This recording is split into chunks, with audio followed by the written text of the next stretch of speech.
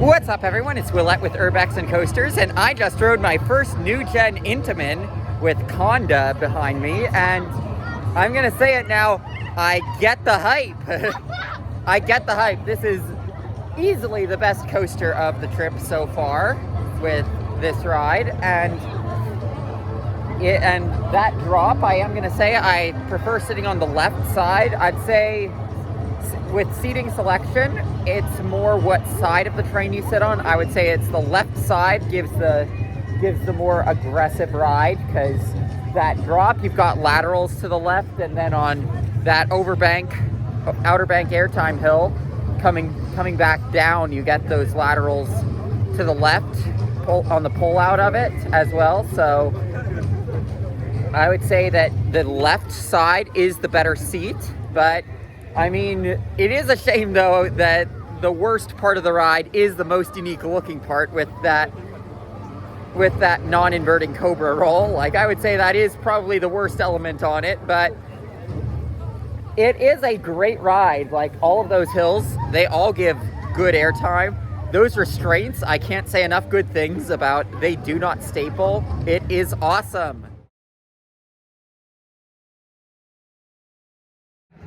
So, I just rode my first mock power splash here, and I am gonna say it does get you more wet than what I would like, but it is fun when talking about water rides here in these parks.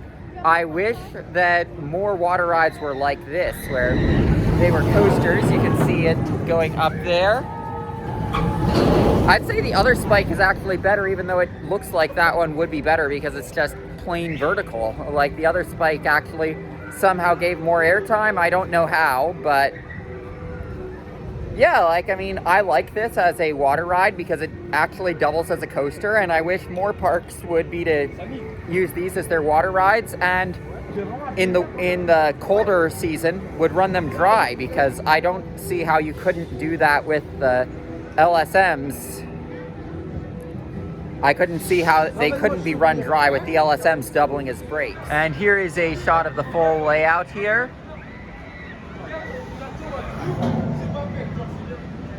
You can see the LSMs in there. On the fast launch, that hump is the best part. That gives some decent air time. I will say, as this park is slammed today, and we didn't expect that, it is nice that they have these on most rides, because you can get right on, so with this on most rides. So that is nice. We should be able to get a lot of rides in, even though it is a lot more crowded than I would like. Got the flat wheel here from the former one. So I just got my first Schwarzkopf shuttle loop here with Turbine, and I mean, the track, it's all Schwarzkopf track, so I got to experience the original design. You can see how these support legs on the spike here sort of look like Montezuma, because like that's one that we've seen but not ridden, that we're never gonna get to ride. But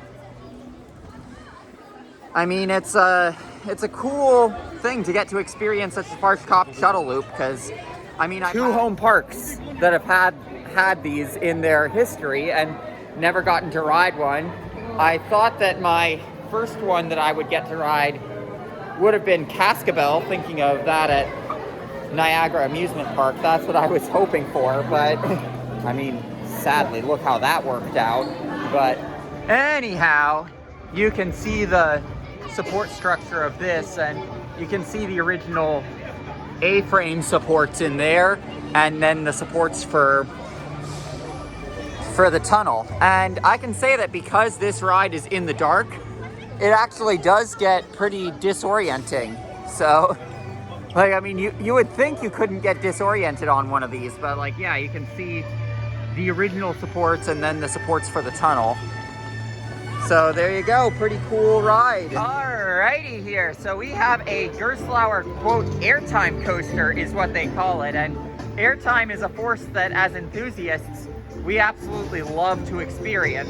So I was curious to see how it really worked for airtime. And here's what I can say to that. You've got Turbine behind me, but It does have airtime in the back. I would say also I got really lucky with the ops not pushing the lap bar down on me, so I had about as much room as a buzz bar. I was able to use my legs into the shin guards to prevent that, and I had room like I was on a PTC buzz bar, and the airtime was on par with a Gravity Group family coaster, I would say, and it gave a longer ride. So like, I would say that's probably the best coaster I've done that is not listed, quote, extreme on RCDB when it, well, I mean, and that's also excluding the ones where they don't list how they classify it, but like if it's below extreme and it's listed as something, I'd say that's probably the best family coaster I've done. So now we've got our second Gerstlauer bobsled in 2 days, and I mean, this one, I would say it's not as good as the one we did yesterday because, well, there aren't courses that can surprise you like on the one from yesterday, but still a pretty good family coaster. Has some good moments of laterals, and it confirms what I said on the last one, that Gerstlauer makes awesome family coasters. So I just rode Calamity Mine, and it's got some really nice theming with the rockwork, some waterfalls, solid mine train, nothing to go out of your way for, but definitely worth getting the credit, and has some cool theming. Vampire. This is one you can skip if, like, just get the credit and leave. Like, literally this SLC, like, in terms of tracking, it's probably the worst SLC I've done. Like, I'm not even joking. Like, the only thing that makes it so that I don't say it's definitively the worst SLC I've done is that there are SLCs that I did before I knew how to ride an SLC defensively. So, I mean, but like, I can feel with the tracking that that is probably the roughest SLC I've done. So yeah. Lucaru, I'm just gonna say it is not as bad as a lot of enthusiasts say it is. Very jackhammery, that is for sure. But it is not the roughest wooden coaster I have ridden. I would say my phone seriously just did that to me because Apple is stupid and wants you to buy extra storage space, which I'm not going to give them the pleasure of giving them my money. But anyway, as I was saying, Lucaru, far from the worst wooden coaster I've ridden. Like, a lot of people try to claim that it's that bad.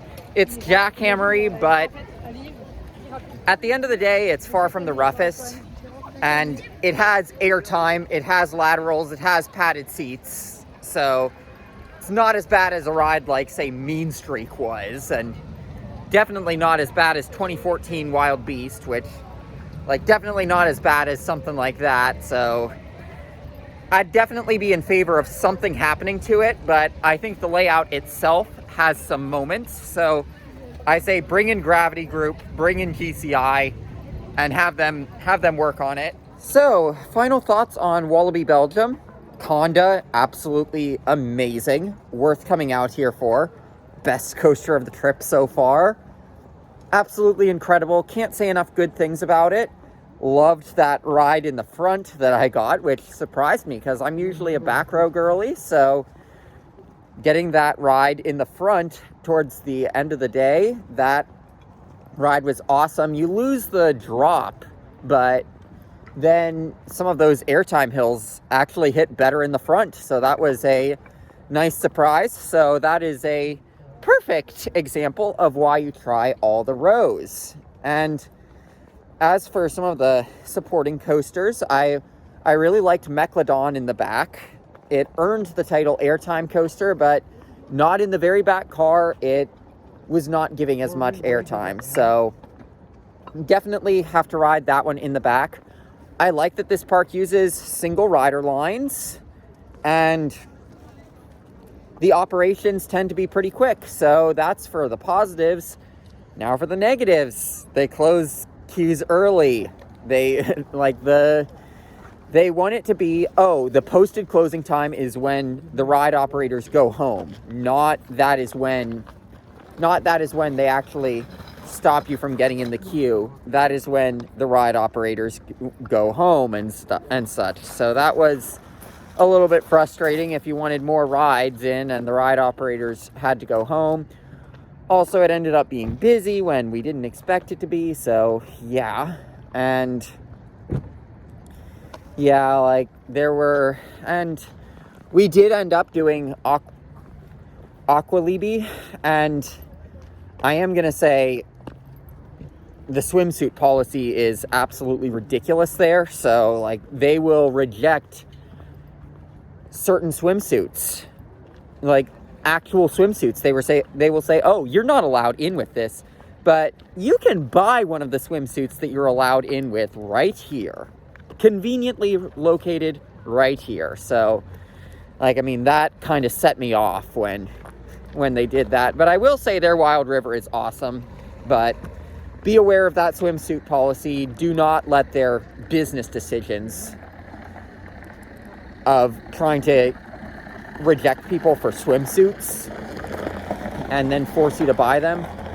Be aware that that is a thing. So that's what I'm going to say about that. Like, I mean, at Kentucky Kingdom one time, I was in my dry park clothes, not swimsuits at all. I did water rides and no one batted an eye. So it's like, that's something that I really wish they didn't do here. So yeah, I recommend this park, but definitely don't come in blind. That's what I'll say.